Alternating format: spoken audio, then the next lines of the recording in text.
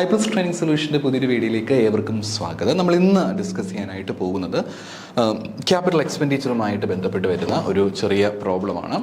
അപ്പോൾ ഇതിൽ നിങ്ങൾക്ക് കാണാനായിട്ട് സാധിക്കും, കുറേ ഇൻഫർമേഷൻസ് നൽകിയിട്ടുണ്ട്. You can see that initial investment 2 lakhs, life of the machine 8 years, earnings after tax but before depreciation. അപ്പോൾ നമ്മൾ അതിനെപ്പറ്റി വലിയ കൺസേൺ ആവേണ്ട.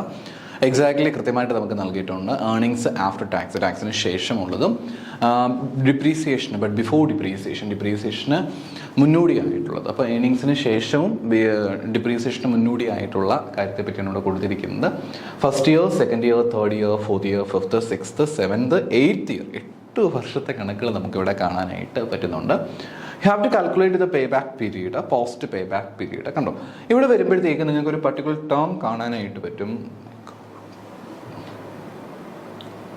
ഒരു സെക്കൻഡ്.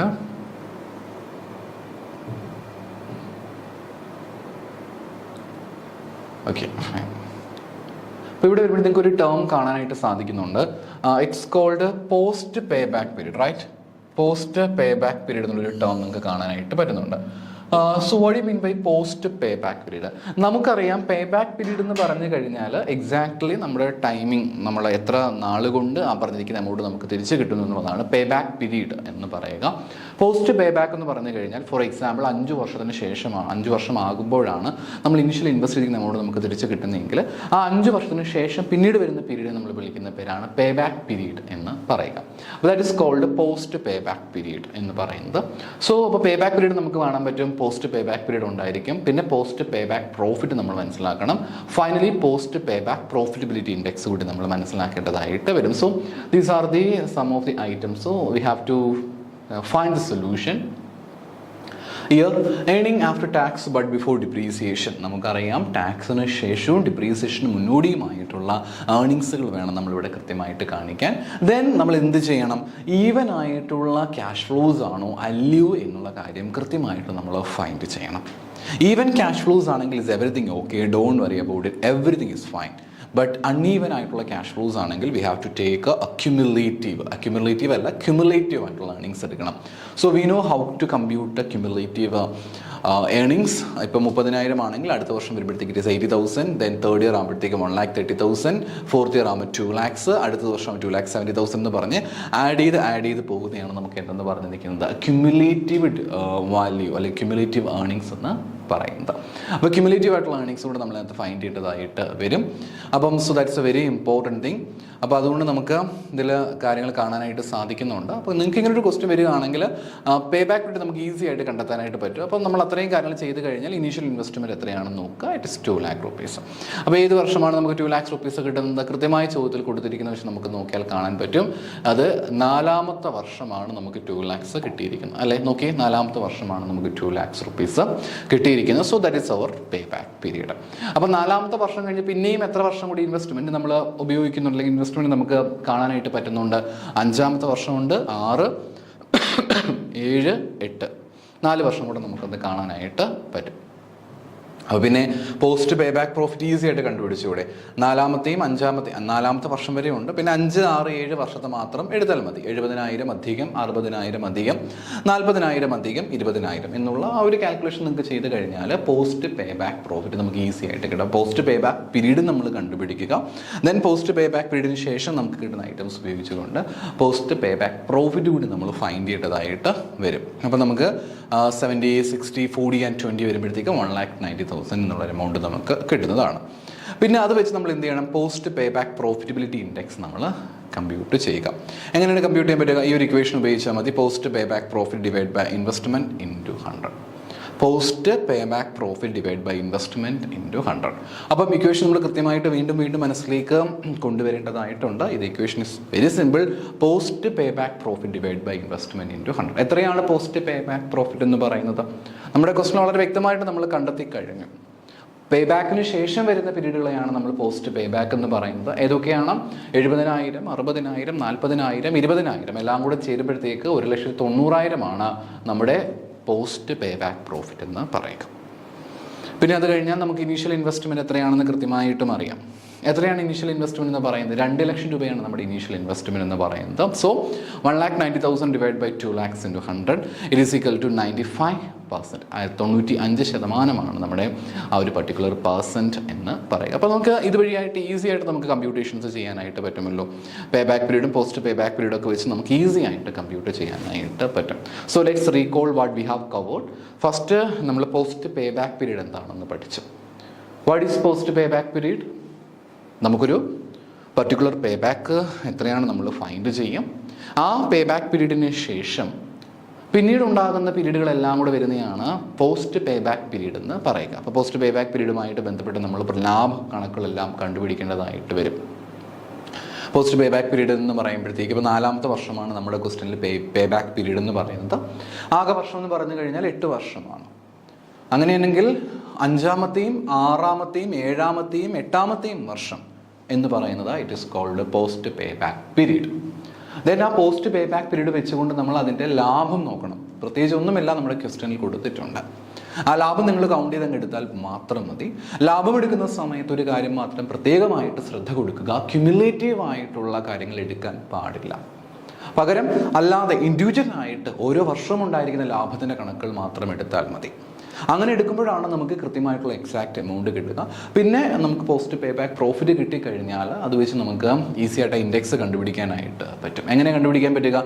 ആ പോസ്റ്റ് പേ ബാക്ക് പീരീഡിലെ profit divided by initial investment into 100.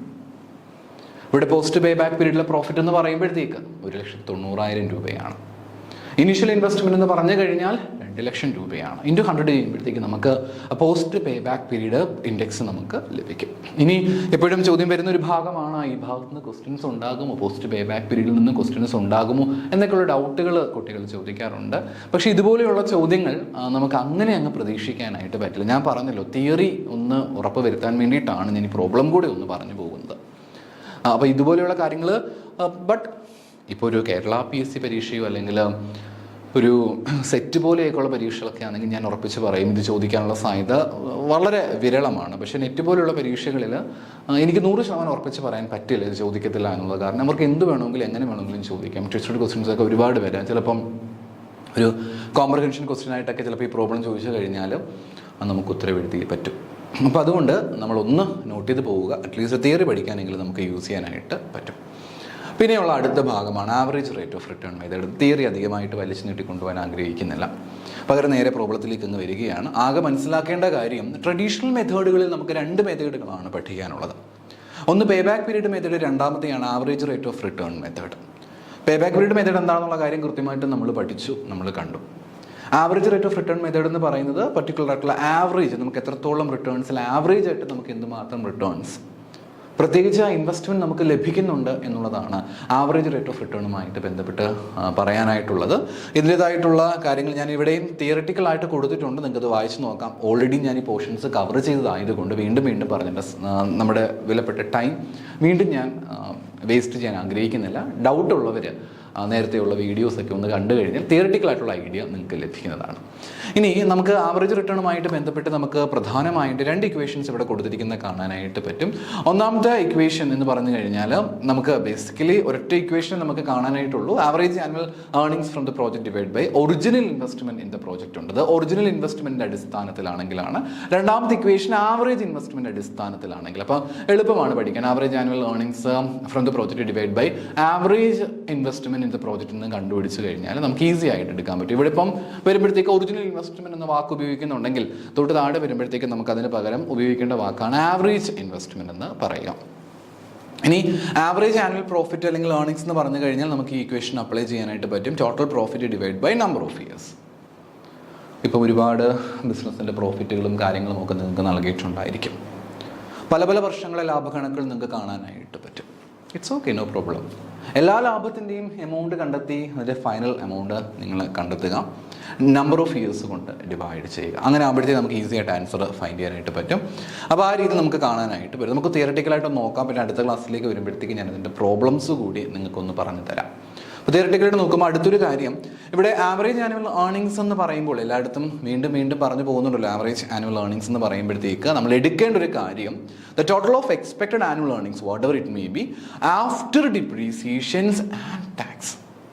Tax കൊടുത്തതിന് ശേഷവും ഡിപ്രീസിയേഷന് ശേഷവും മാത്രമേ നമ്മൾ എന്തെടുക്കാൻ പാടുള്ളൂ, പ്രോഫിറ്റ് അല്ലെങ്കിൽ ഏർണിങ്സ് എടുക്കാനായിട്ട് പാടുള്ളൂ. 2 കാര്യങ്ങളുണ്ട് അല്ലേ? 2 കാര്യങ്ങൾക്ക് ശേഷമേ എടുക്കാൻ പാടുള്ളൂ എന്ന് പറയുന്നു. ഏതൊക്കെ 2 കാര്യങ്ങൾക്ക് ശേഷമാണ്? ഒന്ന് ടാക്സിന് ശേഷവും, രണ്ടാമതായിട്ടോ ഡിപ്രീസിയേഷന് ശേഷമുള്ള എമൗണ്ട് മാത്രമേ നമ്മൾ എടുക്കാനായിട്ട് പാടുള്ളൂ. ഒറിജിനൽ ഇൻവെസ്റ്റ്മെൻറ്റ് എന്ന് പറയുമ്പോഴത്തേക്ക് അറിയാമല്ലോ, നമ്മുടെ ഫൈനൽ നമ്മൾ ആദ്യമേ നമ്മൾ ഇൻവെസ്റ്റ്മെൻറ്റ് ചെയ്തിട്ടുണ്ടായിരുന്നല്ലോ. ആ ഒരു ഇൻവെസ്റ്റ്മെൻറ്റാണ് ഒറിജിനൽ ഇൻവെസ്റ്റ്മെൻറ്റ് എന്ന് പറയുക. Original investment means total cost of the project. 2 lakhs 10 lakhs എത്ര വേണമെങ്കിലും ആകാം. ടിൽ ദ കമ്മീഷൻ, നമ്മൾ ആ കമ്മീഷനിങ് വെച്ച് കഴിഞ്ഞാൽ അവസാനിക്കുന്ന പ്രോജക്റ്റ്, ഇനി ആ ഒരു ബിസിനസ്സിൽ അസറ്റ് ഉണ്ടായിരിക്കത്തില്ല എന്ന് അവിടം വരെ, minus salvage value. Salvage value means ഇപ്പം ആക്രി വിലയ്ക്കൊക്കെ നമ്മൾ വിൽക്കുമ്പോഴത്തേക്ക് we will get some money. So we have to deduct that money from the actual amount, because അത്രയും നമ്മുടെ നഷ്ടം ഉണ്ടാകുന്നില്ല. ഇപ്പോൾ 100 രൂപയുടെ ഒരു സാധനമാണ്, അത് ഒബ്സൊലേറ്റ് ആവുകയോ റീപ്ലേസ് ചെയ്യുകയോ ചെയ്യേണ്ട ഒരു സമയം വന്നു. പക്ഷേ സ്ക്രാപ്പ് വാല്യൂ ആയിട്ടൊരു 10 rupees കിട്ടിയിട്ടുണ്ടെങ്കിൽ 90 മാത്രം അതിൻ്റെ ഒരു യഥാർത്ഥ എമൗണ്ട് ആയിട്ട് കണക്കാക്കിയാൽ മതിയായിരിക്കും. ആ രീതിയിൽ വേണം കണ്ടുപിടിക്കാനായിട്ട്. പിന്നെ സാൽവേജ് വാല്യൂ ഒന്നുമില്ല എങ്കിൽ നിങ്ങൾക്ക് ആവറേജ് ഇൻവെസ്റ്റ്മെന്റ് എന്ന് പറയുന്നത് ഇത് original cost of the project divide by 2 ചെയ്താൽ ഈസി ആയിട്ട് കണ്ടെത്താൻ പറ്റും. സാൽവേജ് വാല്യൂ ഉണ്ടെങ്കിൽ we have to detect the salvage value from the original cost. So original cost minus salvage value by 2 plus salvage value ചെയ്ത് കഴിഞ്ഞാൽ നിങ്ങൾക്ക് salvage value ഉണ്ടെങ്കിൽ easy ആയിട്ട് ഉത്തരത്തിലേക്ക് എത്തിച്ചേരുവാനായിട്ട് പറ്റും. സോ തിയററ്റിക്കൽ ആയിട്ടുള്ള ഒരു കാര്യമാണ് ഇവിടെ കൊടുത്തിരിക്കുന്നത്. നമ്മുടെ ഇൻവെസ്റ്റ്മെന്റിന്റെ ആവറേജ് ആയിട്ടുള്ള റേറ്റ് വെച്ചുകൊണ്ട് what we will get, average rate of return ആയിട്ട് നമുക്ക് എന്തുമാത്രം എമൗണ്ട് കിട്ടുന്നുണ്ട് എന്നുള്ളതാണ് നമുക്ക് ഇതുവഴിയായിട്ട് മനസ്സിലാക്കി എടുക്കാനായിട്ട് പറ്റുക.